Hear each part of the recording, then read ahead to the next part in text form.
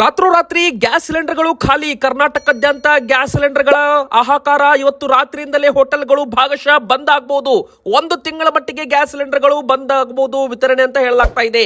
ಇನ್ನು ಮನೆಗೆ ಬಳಸೋ ಗ್ಯಾಸ್ ಸಿಲಿಂಡರ್ಗೆ ಮೊದಲು ಆದ್ಯತೆ. ಹಾಗಾದ್ರೆ ಹೋಟೆಲ್ಗಳಿಗೆ ಸದ್ಯಕ್ಕೆ ಇಲ್ವಾ ಗ್ಯಾಸ್ ಸಿಲಿಂಡರ್? ವೀಕ್ಷಕರೇ, ನೀವು ಕೂಡ ಮನೆಗೆ ಗ್ಯಾಸ್ ಸಿಲಿಂಡರ್ ನ ಬಳಕೆ ಮಾಡ್ತಾ ಇದ್ರೆ ಈಗ ಹೊಸ ನಿಯಮ, ಮನೆಗೆ ಗ್ಯಾಸ್ ಬುಕ್ ಮಾಡೋದಕ್ಕೂ ಹೊಸ ರೂಲ್ಸ್ ಅಂತಾನೆ ಹೇಳ್ಬಹುದು. ಹಾಗಾದ್ರೆ ಯುದ್ಧ ಪರಿಣಾಮ ಈಗಾಗಲೇ ಗ್ಯಾಸ್ ಸಿಲಿಂಡರ್ ಬಳಕೆದಾರರಿಗೆ ಶಾಕಿಂಗ್ ನ್ಯೂಸ್ ಅಂತಾನೆ ಹೇಳ್ಬಹುದು ವಿಕ್ಷಕರೇ. ಇನ್ನು ಗೃಹಲಕ್ಷ್ಮಿ ಫಲಾನುಭವಿಗಳಿಗೂ ಕೂಡ ಬಂಪರ್ ಸಿಹಿ ಸುದ್ದಿ, ಹಣ ಬ್ಯಾಂಕ್ ಖಾತೆಗೆ ಜಮೆ ಶುರುವಾಗ್ತಾ ಇದೆ. ನೀವು ಕೂಡ ಗೃಹಲಕ್ಷ್ಮಿ ಫಲಾನುಭವಿಗಳಾಗಿದ್ರೆ ಈ ವಿಡಿಯೋಗೆ ಲೈಕ್ ಮಾಡೋದ್ರ ಮೂಲಕ ವಿಡಿಯೋನ ಪೂರ್ತಿಯಾಗಿ ನೋಡಿ. ಮತ್ತೆ ಯುದ್ಧ ಎಫೆಕ್ಟ್ ಕರ್ನಾಟಕದಲ್ಲೂ ಕೂಡ ಅಡುಗೆ ಎಣ್ಣೆ ಲೀಟರ್ ಮೇಲೆ ಭಾರಿ ಏರಿಕೆ ಆಗಿದೆ. ಹಾಗಾದ್ರೆ ಅಡುಗೆ ಎಣ್ಣೆ ಬೆಲೆ ಮತ್ತಷ್ಟು ಏರಿಕೆ ಆಗಿದ್ದು ಎಷ್ಟು ಏರಿಕೆ ಆಗಿದೆ ಅಂತಾನೂ ಕೂಡ ಈ ಒಂದು ವಿಡಿಯೋದಲ್ಲಿ ನಿಮಗೆ ಮಾಹಿತಿ ಸಿಗಲಿದೆ ವೀಕ್ಷಕರೇ. ಇನ್ನು ಪೆಟ್ರೋಲ್ ಡೀಸೆಲ್ಗೂ ಕೂಡ ಮುಂದಿನ ಬರೋ ದಿನಗಳಲ್ಲಿ ಬೆಲೆ ಏರಿಕೆ ಆಗುತ್ತಾ? ಹೌದು, ಇದ್ರ ಬಗ್ಗೆನೂ ಕೂಡ ದೊಡ್ಡ ಒಂದು ಬ್ರೇಕಿಂಗ್ ನ್ಯೂಸ್ ಸದ್ಯಕ್ಕೆ ಬರ್ತಾ ಇರುವಂತದ್ದು. ಕಚ್ಚಾ ತೈಲ ಬೆಲೆ ಏರಿಕೆ ಒಂದು ಕಡೆಗೆ, ಇರಾನ್ ಅವರು ಸ್ಟೇಟ್ ಆಫ್ ಹಾರ್ಮಸ್ ಅನ್ನ ಬಂದ್ ಮಾಡಿದ್ದಕ್ಕೆ ಇದೆಲ್ಲ ಕಾರಣ ಅಂತಾನೂ ಕೂಡ ಹೇಳಲಾಗ್ತಾ ಇದೆ. ಅಮೆರಿಕದವರು ಓಪನ್ ಮಾಡಿ ಇಲ್ಲ ಅಂದ್ರೆ 20 ಪಟ್ಟು ದಾಳಿ ಮಾಡ್ತೀನಿ ಅಂತ ಇರಾನ್ಗೆ ಎಚ್ಚರಿಕೆಯನ್ನು ಕೂಡ ಕೊಟ್ಟಿದ್ದಾರೆ. ಇದ್ರ ಬೆನ್ನಲ್ಲೇ ದೊಡ್ಡ ಬ್ರೇಕಿಂಗ್ ನ್ಯೂಸ್ ಕೂಡ ಬಂದಿದೆ ವೀಕ್ಷಕರೇ. ಅದನ್ನು ಕೂಡ ಈ ವಿಡಿಯೋದಲ್ಲಿ ನೋಡ್ತಾ ಹೋಗೋಣ. ಮತ್ತೆ ನಿಮ್ಮ ಹತ್ರನೂ ಕೂಡ ರೇಷನ್ ಕಾರ್ಡ್ ಇದ್ರೆ ಅನ್ನಭಾಗ್ಯ ಫಲಾನುಭವಿಗಳಿಗೆ ಒಂದು ಸಿಹಿ ಸುದ್ದಿ ಅಂತಾನೂ ಕೂಡ ಇಲ್ಲಿ ಹೇಳ್ಬಹುದು. ರಾಜ್ಯ ಸರ್ಕಾರದಿಂದ ಬಂದಿರೋ ರೇಷನ್ ಕಾರ್ಡ್ ಇದ್ದವರಿಗೆ ಹೊಸ ಒಂದು ಗುಡ್ ನ್ಯೂಸ್ ಆದ್ರೂ ಏನು, ಅದನ್ನು ಕೂಡ ಈ ವಿಡಿಯೋದಲ್ಲಿ ನಾವು ತಿಳಿದುಕೊಳ್ಳೋಣ. ಮತ್ತು ನಿಮ್ಮ ಹತ್ರ BPL ಕಾರ್ಡ್ ಇರಲಿ, ರೇಷನ್ ಕಾರ್ಡ್ ಇರಲಿ, ವಿಡಿಯೋನ ಪೂರ್ತಿಯಾಗಿ ನೋಡಿ ವೀಕ್ಷಕರೇ. ಇನ್ನು ಬಂಗಾರದ ಬೆಲೆ ಮತ್ತೆ ಎಲ್ಲಾ ರೆಕಾರ್ಡ್ ಕೂಡ ಬ್ರೇಕ್ ಮಾಡ್ತಾ ಇದೆ. ಇವತ್ತು ಮತ್ತೆ 930 ರೂಪಾಯಿ ಬಂಗಾರದ ಬೆಲೆ ಏರಿಕೆ ಆಗಿದೆ ವೀಕ್ಷಕರೇ. ಹೌದು, ನಿನ್ನೆ 1,62,380 ರೂಪಾಯಿ ಇತ್ತು. ಇವತ್ತು 1,63,310 ರೂಪಾಯಿ ಆಗಿದೆ. ಇನ್ನು ಬೆಳ್ಳಿ ದರವೂ ಕೂಡ ದಿಢೀರನೆ ಏರಿಕೆ ಕಂಡಿದ್ದು ಶಾಕ್ ಅಂತಾನೆ ಹೇಳ್ಬಹುದು. 1 ಕೆಜಿಗೆ 2,90,000 ರೂಪಾಯಿ ಅಂತ ಹೇಳಲಾಗಿದೆ ವೀಕ್ಷಕರೇ. ಈಗ ನೀವು ಕೂಡ ಗೃಹಲಕ್ಷ್ಮಿ ಫಲಾನುಭವಿಗಳಾಗಿದ್ರೆ ಬೇಗನೆ ವಿಡಿಯೋಗೆ ಲೈಕ್ ಮಾಡಿ. ರೇಷನ್ ಕಾರ್ಡ್ ಇದ್ದವರು ಕೂಡ ವಿಡಿಯೋಗೆ ಲೈಕ್ ಮಾಡಿ. ಹಾಗೆ ಕಮೆಂಟ್ ಬಾಕ್ಸ್ ಅಲ್ಲಿ ಪ್ರತಿಯೊಬ್ರು ಕೂಡ ನಿಮಗೂ ಕೂಡ ಹಣ ಬಂತ, ಎಸ್ ಆರ್ ನೋ ಅಂತ ಬೇಗನೆ ನೀವು ಕೂಡ ನಮಗೆ ಕಮೆಂಟ್ ಮಾಡಿ ವೀಕ್ಷಕರೇ. ನಿಮ್ಮ ಕಮೆಂಟ್ ಓದಿ ನಾವು ಅದಕ್ಕೆ ರಿಪ್ಲೈ ಕೂಡ ಮಾಡಲಿದ್ದೇವೆ. ಹೌದು, ಈಗಾಗಲೇ ಗೃಹಲಕ್ಷ್ಮಿಯರ ಅಕೌಂಟ್ಗೆ 26ನೇ ಕಂತು ಹಣವನ್ನ ಜಮೆ ಮಾಡಲಾಗಿದ್ದು ಈಗ 27ನೇ ಕಂತು ಹಣ ಕೂಡ ಜಮೆ ಪ್ರಕ್ರಿಯೆ ಶುರುವಾಗಿದೆ. ಹೌದು, ಈಗಾಗಲೇ ಜಿಲ್ಲಾ ಪಂಚಾಯತ್, ತಾಲೂಕ್ ಪಂಚಾಯತ್ ಮೂಲಕ ಹಣ ಹಾದು ಅಕೌಂಟ್ಗೆ ಬರಲು ಶುರುವಾಗಿದೆ ವೀಕ್ಷಕರೇ. ತುಂಬಾ ಜನ ಕರ್ನಾಟಕ ರಾಜ್ಯಾದ್ಯಂತ ನಮಗೆ ಕಮೆಂಟ್ ಮಾಡ್ತಾ ಇದ್ದಾರೆ. ಕಲ್ಯಾಣ ಕರ್ನಾಟಕ ಭಾಗದಿಂದ ಹೇಳೋದಾದ್ರೆ ಗುಲ್ಬರ್ಗ, ಬೀದರ್, ರಾಯಚೂರು, ಮಾನ್ವಿ, ಸಿನ್ನೂರು ಎಲ್ಲಾ ಕಡೆಯಿಂದಲೂ ಕೂಡ, ಮತ್ತೆ ಬೆಳಗಾವಿ, ಧಾರವಾಡ, ಹುಬ್ಬಳ್ಳಿ, ಗದಗ ಮತ್ತು ಬಾಗಲಕೋಟೆ, ಉತ್ತರ ಕನ್ನಡ, ದಕ್ಷಿಣ ಕನ್ನಡ, ಉಡುಪಿ, ಮಂಗಳೂರು ಈ ಭಾಗದಿಂದಲೂ ಕೂಡ ಈಗಾಗಲೇ 27ನೇ ಕಂತು ಹಣ ಜಮೆ ಆಗ್ತಾ ಇದೆ ಅಂತ ಈಗಾಗಲೇ ಒಂದು ಕಮೆಂಟ್ಗಳು ಬರ್ತಾ ಇದ್ದಾವೆ ವೀಕ್ಷಕರೇ. ಇನ್ನು ದಕ್ಷಿಣ ಕರ್ನಾಟಕದ ಭಾಗದಿಂದ ಬೆಂಗಳೂರು, ಮಂಡ್ಯ, ಮೈಸೂರು, ಚಾಮರಾಜನಗರ, ತುಮಕೂರು, ದಾವಣಗೆರೆ, ಚಿತ್ರದುರ್ಗ, ಹಾವೇರಿ, ಹಾಸನ, ಕೊಡಗು ಈ ಭಾಗದಿಂದಲೂ ಕೂಡ ಹಣ ಬಂದಿದೆ ಅಂತ ಕಮೆಂಟ್ ಕೂಡ ಬರ್ತಾ ಇದ್ದಾವೆ. ಕರ್ನಾಟಕ ರಾಜ್ಯದಂತ ಈಗಾಗಲೇ ಹಣ ಬರ್ತಾ ಇದೆ ವೀಕ್ಷಕರೇ. ನಿಮಗೆ ಇನ್ನೂ ಕೂಡ ಹಣ ಬಂದಿಲ್ಲ ಅಂದ್ರೆ ನೀವು ಚಿಂತೆ ಮಾಡಲೇಬೇಡಿ. ಅದಕ್ಕಂದ್ರೆ ಇನ್ನು 3 ರಿಂದ 4 ದಿನ ನೀವು ಕಾಯ್ಬೇಕಾಗುತ್ತೆ. ಎಲ್ಲ ಒಂದು ತಾಲೂಕ್ ಪಂಚಾಯತ್, ಜಿಲ್ಲಾ ಪಂಚಾಯತ್ ಮೂಲಕ ಹಣ ಬರಬೇಕಂದ್ರೆ 14-15 ದಿನದ ಸಮಯ ಕೂಡ ಇಲ್ಲಿ ಬೇಕಾಗುತ್ತೆ ವೀಕ್ಷಕರೇ. ಇನ್ನು ಬಜೆಟ್ ನಲ್ಲಿ ಗೃಹಲಕ್ಷ್ಮಿ ಯೋಜನೆಗೆ ಸಿಂಹ ಪಾಲುವನ್ನ ಕೊಡಲಾಗಿದೆ. 28,608 ಕೋಟಿ ರೂಪಾಯಿ ಹಣವನ್ನ ಮುಖ್ಯಮಂತ್ರಿ ಸಿದ್ದರಾಮಯ್ಯನವರು ಗೃಹಲಕ್ಷ್ಮಿ ಯೋಜನೆಗೆ ಅನುದಾನವನ್ನ ಬಿಡುಗಡೆ ಮಾಡಿದ್ದಾರೆ. ಇನ್ ಮುಂದೆ ಪ್ರತಿ ತಿಂಗಳು ಹಣ ಟಕಾಟಕ್ ಅಂತ ನಿಮ್ಮ ಅಕೌಂಟ್ಗೆ ಜಮೆ ಆಗ್ತಾ ಇರುತ್ತೆ. ಒಂದು ವೇಳೆ ನಿಮ್ಮ ಒಂದು ರೇಷನ್ ಕಾರ್ಡ್ ಮೇಲಿರೋ ಹೆಸರು ನಿಮ್ಮ ಬ್ಯಾಂಕ್ ಖಾತೆ ಮೇಲಿರೋ ಹೆಸರು ಏನಾದ್ರೂ ಬೈ ಮಿಸ್ಟೇಕ್ ಆಗಿ ಚೇಂಜ್ ಆಗಿದ್ರೆ ಅದನ್ನ ಬೇಗನೆ ಕರೆಕ್ಟ್ ಮಾಡ್ಕೊಳ್ಳಿ. ಇಲ್ಲ ಅಂದ್ರೆ ನಿಮಗೆ ಹಣ ಕೂಡ ಬರೋದಿಲ್ಲ ಅಂತ ಹೇಳ್ಬೋದು. ಯಾಕಂದ್ರೆ ಹೆಸರು ಮಿಸ್ ಮ್ಯಾಚಿಂಗ್ ಆದ್ರೆ, ವೆರಿಫಿಕೇಶನ್ ಫೇಲ್ ಆದ್ರೆ ಅಲ್ಲಿ ಗೃಹಲಕ್ಷ್ಮಿ ಹಣ ಬರೋದಿಲ್ಲ ವೀಕ್ಷಕರೇ. ಇನ್ನು ಎರಡನೇದಾಗಿ 2 ಲಕ್ಷಕ್ಕೂ ಅಧಿಕ ಗೃಹಲಕ್ಷ್ಮಿಯರ ಮೃತರ ಖಾತೆಗೆ ಅಕೌಂಟ್ಗೆ ಹಣ ಹೋಗಿದೆ. ಹೀಗಾಗಿ ಮೃತಪಟ್ಟವರ ಅಕೌಂಟ್ಗೆ ಹಣ ಹೋಗಿದ್ದನ್ನ ಈಗ ಸರ್ಕಾರ ವಾಪಸ್ ವಸೂಲಿ ಕೂಡ ಮಾಡಲು ಮುಂದಾಗ್ತಾ ಇದೆ ಅಂತೆ. ಇದು ಕೂಡ ದೊಡ್ಡ ಬ್ರೇಕಿಂಗ್ ನ್ಯೂಸ್ ಅಂತಾನೆ ಹೇಳ್ಬಹುದು ವೀಕ್ಷಕರೇ. ಒಂದು ವೇಳೆ ಗೃಹಲಕ್ಷ್ಮಿಯವರು ಮೃತಪಟ್ಟರೆ ನೆಕ್ಸ್ಟ್ ಯಜಮಾನಿ ಯಾರು ಇರ್ತಾರೆ ನೋಡಿ, ಅವರು ಮತ್ತೊಮ್ಮೆ ಅರ್ಜಿ ಹಾಕೋದ್ರ ಮೂಲಕ ಅವರು ಆ ಒಂದು ಗೃಹಲಕ್ಷ್ಮಿ ಯೋಜನೆ ಮೂಲಕ ಮತ್ತೆ ಕಂತಿನ ಹಣವನ್ನ ಪಡೆದುಕೊಳ್ಬಹುದು. ಅಂದ್ರೆ ಗೃಹಲಕ್ಷ್ಮಿ ಯೋಜನೆ ಅಲ್ಲಿಂದ ಕಂಟಿನ್ಯೂ ಆಗುತ್ತೆ ಅಂತ ಕೂಡ ಇಲ್ಲಿ ಹೇಳಲಾಗಿದೆ ವೀಕ್ಷಕರೇ. ಇನ್ನು ಮುಖ್ಯವಾಗಿ ಈಗ 27ನೇ ಕಂತು ಹಣವನ್ನ ಬಿಡುಗಡೆ ಕೂಡ ಮಾಡಲಾಗಿದೆ. ಬಾಕಿ ಉಳಿದ ಕಂತು ಯಾವಾಗ ಜಮೆ ಮಾಡ್ತೀರಾ ಅಂತ ವಿರೋಧ ಪಕ್ಷದವರು ಹೇಳ್ತಾ ಇರುವಂತದ್ದು. ಹೌದು, ಈಗಾಗಲೇ ಗೃಹಲಕ್ಷ್ಮಿ ಯೋಜನೆ ಫೆಬ್ರವರಿ, ಮಾರ್ಚ್ ತಿಂಗಳದ್ದು ಹಣ ಹಾಕಲಾಗಿತ್ತು. ಅದನ್ನು ಹಾಕಿದ್ದಿಲ್ಲ, ಅದನ್ನು ಕೂಡ ಹಾಕಲಾಗಿದೆ. ಸೆಪ್ಟೆಂಬರ್ ತಿಂಗಳವರೆಗೂ ಕೂಡ ಕ್ಲಿಯರ್ ಆಗಿತ್ತು. ಈಗ ಬಂದಿರೋದು ಅಕ್ಟೋಬರ್ ತಿಂಗಳದ್ದ, ನವೆಂಬರ್ ತಿಂಗಳದ್ದ, ಡಿಸೆಂಬರ್ ತಿಂಗಳದ್ದ, ಜನವರಿ ತಿಂಗಳದ್ದ, ಫೆಬ್ರವರಿ ತಿಂಗಳದ್ದ ಸರ್ಕಾರ ಇದನ್ನ ಕ್ಲಿಯರ್ ಮಾಡಬೇಕಾಗುತ್ತೆ. ಆದ್ರೆ ಇನ್ನೂ ಕೂಡ ಯಾವುದೇ ತಿಂಗಳ ಹೆಸರು ಹೇಳದೆ 26ನೇ ಕಂತು, 27ನೇ ಕಂತು ಕಂತು, 28ನೇ ಕಂತು, ಈ ಮೂಲಕ ಕಂತಿನ ಮೂಲಕ ಹಣವನ್ನ ಹಾಕ್ತಾ ಇದ್ದೀವಿ ಅಂತ ಸಚಿವ ಲಕ್ಷ್ಮೀ ಹೆಬ್ಬಾಳ್ಕರ್ ಮೇಡಮ್ ಅವರು ಹೇಳಿರುವಂತದ್ದು. ಎಲ್ಲ ಒಂದು ಅಕೌಂಟ್ಗೆ ಹಣ ಜಮೆ ಆಗುತ್ತೆ ಭರವಸೆಯನ್ನು ಕೂಡ ಕೊಟ್ಟಿದ್ದಾರೆ. ಈಗ ಬನ್ನಿ, ಅಮೆರಿಕ, ಇಸ್ರೇಲ್ ಕೂಡಿ ಇರಾನ್ ದೇಶದ ಮೇಲೆ ಭೀಕರ ದಾಳಿ ಮಾಡಲು ಮುಂದಾಗ್ತಾ ಇದ್ದಾರೆ. ಹೌದು, ಸ್ಟೇಟ್ ಆಫ್ ಹಾರ್ಮೋಸ್ ಅನ್ನ ಇರಾನ್ ದೇಶದವರು ವಶಕ್ಕೆ ಪಡೆದುಕೊಂಡು ಅದನ್ನ ಬಂದ್ ಮಾಡಿರೋ ಹಿನ್ನೆಲೆ ಸಾವಿರಾರು ಹಡಗುಗಳು ಈ ಒಂದು ಸ್ಟೇಟ್ ಆಫ್ ಹಾರ್ಮೋಸ್ ಸಮುದ್ರದ ಕಡಲ ತೀರದಲ್ಲಿ ಸಿಲುಕಿಕೊಂಡಿದ್ದಾವೆ. ಭಾರತದ ಅನಿಲ ಮತ್ತು ಕಚ್ಚಾ ತೈಲವೂ ಕೂಡ ಇಲ್ಲಿ ಸಿಲುಕಿಕೊಂಡಿದೆ ಅಂತ ಹೇಳಲಾಗ್ತಾ ಇದೆ. ವೀಕ್ಷಕರೇ, ಬೇಗನೆ ಬಿಡುಗಡೆ ಮಾಡಬೇಕು, ಇಲ್ಲ 20 ಪಟ್ಟು ದಾಳಿ ಮಾಡ್ತೀನಿ ಅಂತ ಅಮೆರಿಕದವರು ಹೇಳ್ತಾ ಇದ್ದಾರೆ. ಇದರ ಬೆನ್ನಲ್ಲೇ ಸ್ಟೇಟ್ ಆಫ್ ಹಾರ್ಮೋಸ್ ಬಂದ್ ಆಗಿದ್ದಕ್ಕೆ ಅನಿಲಕ್ಕೆ ಈಗಾಗಲೇ ಕರ್ನಾಟಕದಲ್ಲಿ ಹಾಹಾಕಾರ ಶುರುವಾಗಿದೆ. ಗ್ಯಾಸ್ ಸಿಲಿಂಡರ್ ಇಲ್ಲದೆ ಹೋಟೆಲ್ಗಳು ಬಂದ್ ಮಾಡೋ ಪರಿಸ್ಥಿತಿ ಉಂಟಾಗಿದೆ ಅಂತಾನೂ ಕೂಡ ಹೇಳಲಾಗ್ತಾ ಇದೆ. ವೀಕ್ಷಕರೇ, ಹೋಟೆಲ್ಗಳು ಈಗ ಮತ್ತೆ ಗ್ಯಾಸ್ ಸಿಲಿಂಡರ್ ಪಡ್ಕೋಬೇಕಂದ್ರೆ 20 ದಿನಗಳವರೆಗೂ ಕಾಯಬೇಕಾದ ಪರಿಸ್ಥಿತಿ ಕೂಡ ಇರುವಂತದ್ದು ಅಂತ ಹೇಳಲಾಗ್ತಾ ಇದೆ.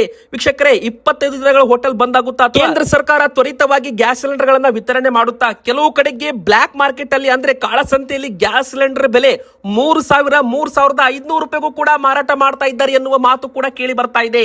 ಕೆಲವು ಕಡೆಗೆ ಗ್ಯಾಸ್ ಸಿಲಿಂಡರ್ ವಿತರಣೆ ಮಾಡಿಲ್ಲ ಅಂತಾನೂ ಕೂಡ ಹೇಳಲಾಗ್ತಾ ಇದೆ. ಬುಕ್ ಮಾಡಿದ್ರು ಕೂಡ ಕೊಡ್ತಾ ಇಲ್ಲ ಅಂತ ಹೇಳಲಾಗ್ತಾ ಇದೆ. ವೀಕ್ಷಕರೇ, ಇದರ ಬೆನ್ನಲ್ಲೇ ಈಗ ಸಂಜೆವರೆಗೂ ಆಗುವಷ್ಟು ಗ್ಯಾಸ್ ಸಿಲಿಂಡರ್ಗಳು ಹೋಟೆಲ್ಗಳಿದ್ದಾವೆ.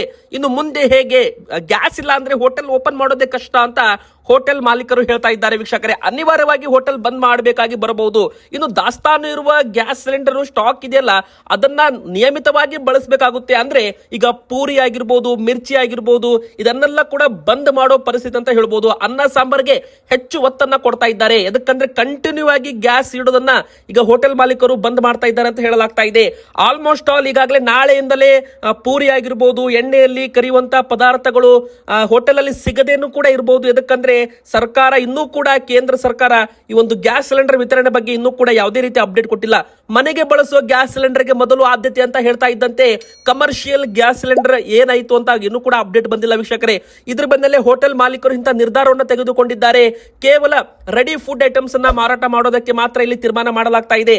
ಇನ್ನು ವೀಕ್ಷಕರೇ, ಮದುವೆ ಮನೆಗಳಲ್ಲೂ ಕೂಡ ಗ್ಯಾಸ್ ಸಿಲಿಂಡರ್ ಸಿಗ್ತಾ ಇಲ್ಲ. ಹೌದು, ಪಿಜಿ, ಹಾಸ್ಟೆಲ್, ಕೈಗಾರಿಕೆಗಳ ಮೇಲೂ ಕೂಡ ಯುದ್ಧದ ಪರಿಣಾಮ ಬಿದ್ದಿದೆ. ಗ್ಯಾಸ್ ಇಲ್ಲ, ಊಟನೂ ಕೂಡ ಇಲ್ಲ. ಮತ್ತೊಂದು ಕಡೆಗೆ ಕೇಂದ್ರ ಸರ್ಕಾರ ಮನೆಗೆ ಅಂದ್ರೆ ಗೃಹ ಬಳಕೆ ಗ್ಯಾಸ್ ಸಿಲಿಂಡರ್ ಮೊದಲು ವಿತರಣೆಗೆ ಆದ್ಯತೆ ಕೊಡ್ತೀವಿ ಅಂತ ಒಂದು ಘೋಷಣೆ ಮಾಡಿದ್ದು, ಮನೆಯಲ್ಲಿ ಗ್ಯಾಸ್ ಸಿಲಿಂಡರ್ ಬಳಕೆ ಮಾಡೋರಿಗೆ ಇದೊಂದು ಸಿಹಿ ಸುದ್ದಿ ಅಂತ ಹೇಳ್ಬೋದು. ಆದ್ರೆ ಹೋಟೆಲ್ ರೆಸ್ಟೋರೆಂಟ್ ಗಳಿಗೆ ಈ ತರ ಒಂದು ಯಾವುದೇ ಅಪ್ಡೇಟ್ ಸಿಕ್ಕಿಲ್ಲ. ಹೀಗಾಗಿ ಈಗ ಒಂದು ಕೇಂದ್ರ ಸರ್ಕಾರ ಕಮರ್ಷಿಯಲ್ ಗ್ಯಾಸ್ ಸಿಲಿಂಡರ್ ವಿತರಣೆ ಮಾಡಿಲ್ಲ ಅಂದ್ರೆ ಅನಿವಾರ್ಯವಾಗಿ ಹೋಟೆಲ್ಗಳು ಬಂದ್ ಆಗಲಿದ್ದಾವೆ ಅಂತ ಹೇಳಲಾಗ್ತಾ ಇದೆ. ಇನ್ನು ಅಕ್ರಮ ದಾಸ್ತಾನು ತಡೆಯಲು ಮತ್ತೆ ಪೂರೈಕೆ ಸರಿದೂಗಿಸಲು ಕೇಂದ್ರ ಸರ್ಕಾರ ಹೊಸ ನಿಯಮ ಶುರು ಮಾಡ್ತಾ ಇದೆ. ಗ್ಯಾಸ್ ಸಿಲಿಂಡರ್ ಬುಕ್ಕಿಂಗ್ ಅಂದ್ರೆ ಮನೆಗೆ ಬಳಸುವ LPG ಸಿಲಿಂಡರ್ ಬುಕ್ಕಿಂಗ್ ನಡುವೆ ಕಡ್ಡಾಯ 25 ದಿನಗಳ ಅವಧಿಯನ್ನು ಹೆಚ್ಚಳ ಮಾಡಿದೆ. ಅಂದ್ರೆ 25 ದಿನಗಳ ಕಾಯುವಿಕೆ ಅಂತ ಹೇಳ್ಬೋದು. ಈ ಹೊಸ ನಿಯಮದ ಪ್ರಕಾರ ಗ್ರಾಹಕರು ಒಂದು ಸಿಲಿಂಡರ್ ಪಡೆದ ನಂತರ ಮುಂದಿನ ರಿಫಿಲ್ ಬುಕ್ ಮಾಡಲು ಕನಿಷ್ಠ ಮೊದಲು 21 ದಿನ ಇತ್ತು, ಈಗ ಅದನ್ನ 25 ದಿನಗಳು ಕಾಯಬೇಕು ಅಂತ ಹೇಳಲಾಗಿದೆ. ವೀಕ್ಷಕರೇ, ಪಶ್ಚಿಮ ಏಷ್ಯಾ ಸಂಘರ್ಷದಿಂದ ಉಂಟಾದ ಪೂರೈಕೆ ಅಡಚಣೆಗಳ ಹಿನ್ನೆಲೆ ಜಾರಿಗೆ ತರಲಾಗಿದೆ ಅಂತ ಹೇಳಲಾಗಿದೆ. ವೀಕ್ಷಕರೇ, ಮೊದಲು 21 ದಿನ ಇತ್ತು, ಈಗ 25 ದಿನಗಳ ಕಾಯುವಿಕೆ ಅಂತಾನೂ ಕೂಡ ಹೇಳಲಾಗಿದೆ. ಇನ್ನು ಇಸ್ರೇಲ್ ಮತ್ತು ಇರಾನ್ ನಡುವೆ ಕೂಡ ಭಾರಿ ಪರಿಣಾಮದಲ್ಲಿ ಒಂದು ಅಟ್ಯಾಕ್ ಅನ್ನ ಮಾಡಲಾಗ್ತಾ ಇದೆ. ಮತ್ತೆ ಅಮೆರಿಕ ಅಧ್ಯಕ್ಷ ಡೊನಾಲ್ಡ್ ಟ್ರಂಪ್ ಅವರು ಸದ್ಯಕ್ಕೆ ಯುದ್ಧ ಮುಗಿಸುವ ಒಂದು ಘೋಷಣೆ ಕೂಡ ಇಲ್ಲಿ ಮಾಡಿದ್ದಾರೆ. ಆದ್ರೂ ಕೂಡ ಇರಾನ್ ಅವರು ಇದಕ್ಕೆ ಕೇಳ್ತಾ ಇಲ್ಲ. ಇರಾನ್ ಮತ್ತು ಅಮೆರಿಕ ಯುದ್ಧ, ಮಧ್ಯಪ್ರಾಚ್ಯ ಸಂಘರ್ಷ ಹಿನ್ನೆಲೆ ಅಡುಗೆ ಎಣ್ಣೆ ಬೆಲೆಯಲ್ಲೂ ಕೂಡ ದಿಢೀರ್ ಅಂತ ಏರಿಕೆ ಕಂಡು ಬಂದಿದೆ. ಒಂದು ವಾರದಲ್ಲಿ ಪ್ರತಿ ಲೀಟರ್ ಅಡುಗೆ ಎಣ್ಣೆ ಮೇಲೆ ಸುಮಾರು 8 ರಿಂದ 20 ರೂಪಾಯಿಯಷ್ಟು ಏರಿಕೆ ಆಗಿದೆ ಅಂತ ಹೇಳಲಾಗ್ತಾ ಇದೆ. ಬೆಂಗಳೂರು ಸೇರಿದಂತೆ ರಾಜ್ಯದ ವಿವಿಧ ಕಡೆಗೆ ಸೂರ್ಯಕಾಂತಿ ಎಣ್ಣೆ ಬೆಲೆ ಪ್ರತಿ ಲೀಟರ್ಗೆ 165 ರೂಪಾಯಿ ಈಗ 180 ರೂಪಾಯಿ ಆಗಬಹುದು ಅಂತ ಹೇಳಲಾಗ್ತಾ ಇದೆ. ವೀಕ್ಷಕರೇ, ಇನ್ನು ಗೋಲ್ಡ್ ವಿನ್ನರ್, ಸನ್ ಪ್ಯೂರ್ ಕೂಡ 161 ರೂಪಾಯಿಂದ 165 ರೂಪಾಯಿಯಷ್ಟು ಏರಿಕೆ ಆಗಬಹುದು. 152 ರೂಪಾಯಿದ ಫಾರ್ಚೂನ್ ಆಯಿಲ್ ಕೂಡ 157 ರೂಪಾಯಿ ಆಗಬಹುದು. ಇನ್ನು 108 ರೂಪಾಯಿದ ರುಚಿ ಗೋಲ್ಡ್ ಕೂಡ 118 ರೂಪಾಯಿ ಏರಿಕೆ ಆಗಬಹುದು ಅಂತ ಹೇಳಲಾಗ್ತಾ ಇದೆ. ಮುಂದಿನ ದಿನಗಳಲ್ಲಿ ಮತ್ತಷ್ಟು ಏರಿಕೆ ಆಗಬಹುದು. ಯುದ್ಧ ಇದೇ ತರ ಕಂಟಿನ್ಯೂ ಆದ್ರೆ, ಒಂದು ತಿಂಗಳು ಮೇಲೇನಾದ್ರೂ ಯುದ್ಧ ಹೀಗೆ ತರ ಒಂದು ಕಂಟಿನ್ಯೂ ಆದ್ರೆ ಬೆಲೆ ಏರಿಕೆ ಮತ್ತಷ್ಟು ಆಗಬಹುದು. ವೀಕ್ಷಕರೇ, ಇಸ್ರೇಲ್, ಇರಾನ್ ಮತ್ತು ಅಮೆರಿಕ ಯುದ್ಧ ಪರಿಣಾಮ ಜಾಗತಿಕ ಸರಬರಾಜು ಸರಪಳಿಯಲ್ಲಿ ಭಾರಿ ಒಂದು ಚೈನ್ ಲಿಂಕ್ ಕಟ್ ಆಗಿದೆ. ಆಮದು ವೆಚ್ಚ ಕೂಡ ಜಾಸ್ತಿ ಆಗಿದೆ. ಹಬ್ಬಗಳ ಬೇಡಿಕೆ ಕೂಡ ಇದೆ, ದಾಸ್ತಾನು ಕೊರತೆ ಕೂಡ ಇದೆ. ಮಧ್ಯಪ್ರಾಚ್ಯದ ಯುದ್ಧ ಈಗ ನಮ್ಮ ಭಾರತದ ಮೇಲೆ ಭಾರಿ ಪರಿಣಾಮ ಬೀರಲು ಶುರುವಾಗಿದೆ. ವೀಕ್ಷಕರೇ, ಇನ್ನು ಇಸ್ರೇಲ್, ಇರಾನ್ ಮತ್ತು ಅಮೆರಿಕ ಈ ಒಂದು ಯುದ್ಧದ ನಡುವೆ ಸ್ಟೇಟ್ ಆಫ್ ಹಾರ್ಮೋಸ್ ಕೂಡ ಇರಾನ್ ಅವರು ವಶಕ್ಕೆ ಪಡೆದುಕೊಂಡಿದ್ದಾರೆ. ಇಲ್ಲಿ ಸ್ಟೇಟ್ ಆಫ್ ಹಾರ್ಮೋಸ್ ಅನ್ನ ಬಂದ್ ಮಾಡೋದ್ರ ಮೂಲಕ ಕಚ್ಚಾ ತೈಲ, ಅನಿಲ ಕೂಡ ಇಲ್ಲಿ ಬರೋದು ಬಂದ್ ಆಗೋಗಿದೆ.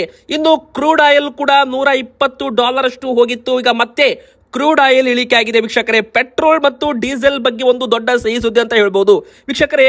ಅಮೆರಿಕ ಅಧ್ಯಕ್ಷ ಡೊನಾಲ್ಡ್ ಟ್ರಂಪ್ ಅವರು ಈಗ ಸ್ಟೇಟ್ ಆಫ್ ಹಾರ್ಮೋಸ್ ಮೇಲೆ ತಮ್ಮ ಒಂದು ಕಣ್ಣನ್ನ ಇಟ್ಟಿದ್ದಾರೆ. ಹಾರ್ಮೋಸ್ ಜಲಸಂಧಿಯಲ್ಲಿ ಇದ್ದ ಇರಾನ್ ಹಡಗುಗಳನ್ನ ತೆರೆಯುವಂತೆ ಈಗಾಗಲೇ ಒಂದು ಸೂಚನೆ ಕೂಡ ಕೊಡಲಾಗಿದೆ. ಇಲ್ಲವಾದಲ್ಲಿ 20 ಪಟ್ಟರಷ್ಟು ಅಧಿಕ ಅಟ್ಯಾಕ್ ಅನ್ನ ಮಾಡೋದಾಗಿ ಒಂದು ಘೋಷಣೆ ಮಾಡ್ತಾ ಇದ್ದಂತೆ ಮತ್ತೆ ಎಲ್ಲ ಕೂಡ ಸರಿ ಆಗ್ಬಹುದು ಅಂತ ಹೇಳಲಾಗ್ತಾ ಇದೆ. ಇದರ ಬೆನ್ನಲ್ಲೇ ಮತ್ತೆ ಈಗ ಕಚ್ಚಾ ತೈಲ ಬೆಲೆ ಇಳಿಕೆ ಆಗಿದೆ ವೀಕ್ಷಕರೇ. ಜಾಗತಿಕ ಮಟ್ಟದಲ್ಲಿ ಕಚ್ಚಾ ತೈಲ ಬೆಲೆ ಇಳಿಕೆ ಆಗ್ತಾ ಇದೆ. ಇದು ಕೂಡ ಒಂದು ಸಿಹಿ ಸುದ್ದಿ ಅಂತ ಹೇಳ್ಬೋದು. ಆದ್ರೆ ಪೆಟ್ರೋಲ್ ಡೀಸೆಲ್ ಸದ್ಯಕ್ಕೆ ನಮ್ಮ ಭಾರತದಲ್ಲಿ ಯಾವುದೇ ರೀತಿ ತೊಂದರೆ ಇಲ್ಲ. ಯಾಕಂದ್ರೆ 45 ದಿನಗಳಾಗಷ್ಟು ಸ್ಟಾಕ್ ಇದೆ ಅಂತಾನೂ ಕೂಡ ಇಲ್ಲಿ ಹೇಳಲಾಗಿದೆ. ಇನ್ನು ಅನ್ನಭಾಗ್ಯ ಫಲಾನುಭವಿಗಳಿಗೂ ಕೂಡ ಒಂದು ಸಿಹಿ ಸುದ್ದಿ ಅಂತ ಹೇಳ್ಬೋದು. ಇಲ್ಲಿ ನಿಮಗೆ ಇದೇ ಒಂದು ಏಪ್ರಿಲ್ 1ರಿಂದಲೇ ನಿಮಗೆ ಇಂದಿರಾ ಕಿಟ್ ಅನ್ನ ವಿತರಣೆಯನ್ನ ಮಾಡಲಾಗ್ತಾ ಇದೆ. ಹೌದು ವೀಕ್ಷಕರೇ, ಇಂದಿರಾ ಕಿಟ್ ಅಂದ್ರೆ ಇದರಲ್ಲಿ ಅಡುಗೆ ಎಣ್ಣೆ, ಉಪ್ಪು, ಸಕ್ಕರೆ, ತೊಗರಿ ಬೇಳೆ ಕೂಡ ಇರಲಿದೆ. ಇದಕ್ಕೋಸ್ಕರ ಕರ್ನಾಟಕ ಸರ್ಕಾರದಿಂದ 6,200 ಕೋಟಿ ರೂಪಾಯಿ ಈ ಒಂದು ಯೋಜನೆಗಾಗಿ ಮೀಸಲಿಡಲಾಗಿದೆ ವೀಕ್ಷಕರೇ. ಈವರೆಗೂ 5 ಕೆಜಿ ಹೆಚ್ಚುವರಿ ಅಕ್ಕಿಯನ್ನ ಕೊಡ್ತಾ ಇದ್ರಲ್ಲ, ಅದರ ಬದಲಾಗಿ ಇನ್ ಮುಂದೆ ಪೌಷ್ಟಿಕಾಂಶಯುಕ್ತ ಆಹಾರ ಪದಾರ್ಥನೊಳಗೊಂಡ ಇಂದಿರಾ ಕಿಟ್ ಅನ್ನ ಕೊಡಲಾಗುತ್ತೆ. ಈ ಒಂದು ಆಹಾರ ಕಿಟ್ ನಲ್ಲಿ ತೊಗರಿ ಬೇಳೆ, ಅಡುಗೆ ಎಣ್ಣೆ, ಸಕ್ಕರೆ ಮತ್ತು ಉಪ್ಪು ಕೂಡ ಇರಲಿದೆ. ನಮ್ಮ ಕರ್ನಾಟಕದಲ್ಲಿ 1,26,00,000 BPL ಕುಟುಂಬಗಳು ಮತ್ತು ಅಂತ್ಯೋದಯ ಪಡಿತರ ಚೀಟಿ ಹೊಂದಿರೋರಿಗೆ ಇಂದಿರಾ ಕಿಟ್ ಅನ್ನ ವಿತರಣೆ ಮಾಡ್ತೀವಿ ಅಂತ ಘೋಷಣೆ ಮಾಡಿದ್ದಾರೆ. ಇನ್ನು ನಿಮ್ಮ ಮನೆಯಲ್ಲಿ ಒಬ್ರು ಅಥವಾ ಇಬ್ಬರು ಇದ್ರೆ ಅಂತ ಕುಟುಂಬಕ್ಕೆ ತಲಾ ಅರ್ಧ ಕೆಜಿ ಅಂತೆ 2.5 ಕೆಜಿಯನ್ನ ಕಿಟ್ ಅನ್ನ ಕೊಡಲಾಗುತ್ತೆ.